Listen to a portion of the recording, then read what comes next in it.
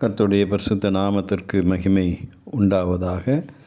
இன்றைய இறைவார்த்தை ஏசாயா 58வது அதிகாரம் 11வது வசனம். Isaiah chapter 58 verse 11. கர்த்தர் நித்தமும் உன்னை நடத்தி மகா வறட்சியான காலங்களில் உன் ஆத்துமாவை திருப்தியாக்கி உன் எலும்புகளை நிணமுள்ளதாக்குவார்.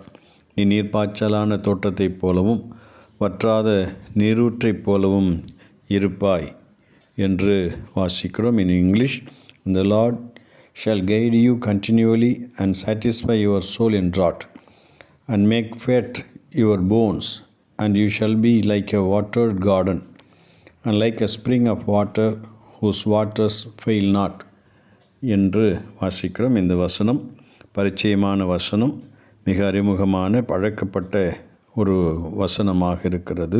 இது வாக்குத்தத்தத்தின் வார்த்தையாகவும் இதை எடுத்துக்கொள்ளலாம். இந்த வசனத்தினுடைய அர்த்தத்தை சுருக்கமாக சொல்லுகிறேன். கர்த்தர் நம்மை வறண்டு போன சூழலிலும் நல்ல சுகம் தந்து வளமான செழிப்பான வாழ்வு தந்து குறைவில்லாமல் நிறைவாக அனுதினமும் நடத்துகிறார் என்று பார்க்கின்றோம்.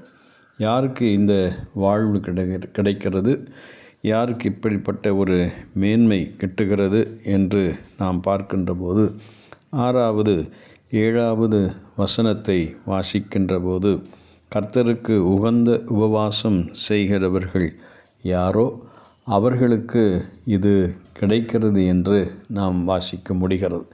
அக்கிரமத்தின் கட்டுகளை அவிழ்க்கிறதும் நுகத்தடியின் பிணையல்களை நெகிழ்க்கிறதும் நெருக்கப்பட்டிருக்கிறவர்களை விடுதலையாக்கி விடுகிறதும் சகல நுகத்தடிகளையும் உடைத்து போடுகிறதும் பசி உள்ளவனுக்கு உன் ஆகாரத்தை பகிர்ந்து கொடுக்கிறதும் துரத்துண்ட சிறுமையானவர்களை வீட்டிலே சேர்த்து கொள்ளுகிறதும் வஸ்திரம் இல்லாதவனை கண்டால் அவனுக்கு வஸ்திரம் கொடுக்கிறதும் உன் மாம்சமானவனுக்கு உன்னை ஒழிக்காமல் இருக்கிறதும் அல்லவோ எனக்கு உகந்த உபவாசம் என்று வாசிக்கிறோம்.